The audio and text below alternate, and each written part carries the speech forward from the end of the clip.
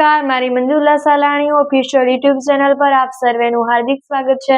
નમસ્કાર, આપની સાથે હું મંજુલા. આપણા બધાને ખબર છે કે બગદાણા બબાલમાં કેટલા બધા વિવાદો થઈ રહ્યા છે અને કોળી સમાજ કેટલી બધી આક્રોશે ભરાઈ રહી છે. નવનીત બાદલિયાને લાગી રહ્યું હતું કે એસઆઈટીની ટીમ જરૂર તેમને ન્યાય અપાવશે, પરંતુ હવે તેઓ પણ એવું કહેવા લાગી ગયા છે કે એસઆઈટીની ટીમ પણ કામ ધીમું કરી રહી છે.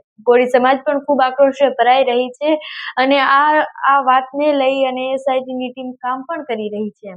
એસઆઈટીની ટીમે ફરી એક વખત ઝેરા જાહીરને બોલાવ્યા છે આઈજી ઓફિસે.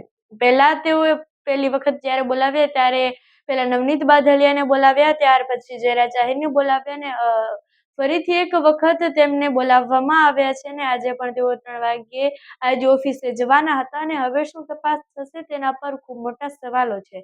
આ વાતને લઈ અને બધાને સવાલ થઈ રહ્યો છે કે શું હવે સીધા જ તેઓ તેમની ધરપકડ થઈ જવાની છે કે બધાને એવું લાગવાનું છે કે શું ખરેખર આરોપી ઝેરા જાહીર છે? આવા બધા જ સવાલો થઈ રહ્યા છે અને નવનીત બાદલિયાને એવું જ લાગી રહ્યું છે કે મુખ્ય આરોપી છે જ ઝેરા જાહીર.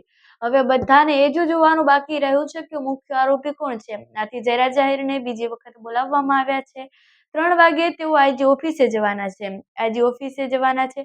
કેટલાક પત્રકારો ત્યાં હાજર પણ રહ્યા છે અને તેઓ હવે જઈ અને તેમના સાથે શું વાતચીત થાય છે તે જોવાનું રહ્યું છે. પહેલા પણ 3 કલાક સુધી તેમનું નિવેદન લેવામાં આવ્યું હતું અને નિવેદનમાં કેટલાક સવાલો થયા હશે અને કેટલાક જવાબો કે જે ઝેરા જાહીરે આપ્યા હશે અને આમાંથી એસઆઈટીની ટીમને કંઈ જાણવા મળ્યું હશે કે કંઈક ભૂલ છે કે કંઈક ખપે તે તેમને જે લાગ્યું હોય ફરીથી તેમને બોલાવવામાં આવ્યા છે અને હવે શું ખુલાસાઓ થવાના છે તેની બધા જ રાહ જોઈને બેઠા છે.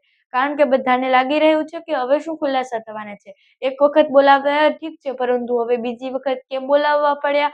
આવા સવાલો બધાના મનમાં થઈ રહ્યા છે.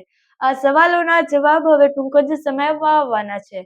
હવે આ બધો જ આ મામલો છે તે ખૂબ મોટો થતો જાય છે અને સાથે જ કોળી સમાજને લાગી રહ્યું છે કે એસઆઈટીની ટીમ ધીમું કામ કરી રહી છે.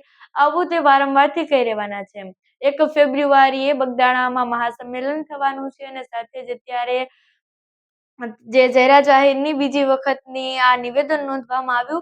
હવે આ બધું જ એક સાથે થઈ રહ્યું છે અને હવે શું થવાનું છે તે સમય બતાવશે અને હવે જે થવાનું છે તે આગામી સમયમાં જે થવાનું છે તે અમે તમારી સુધી પહોંચાડવાનો પ્રયત્ન કરીશું. તો આ બાબત પર તમારું શું કહેવું છે કમેન્ટ્સ પર જરૂરથી જણાવજો.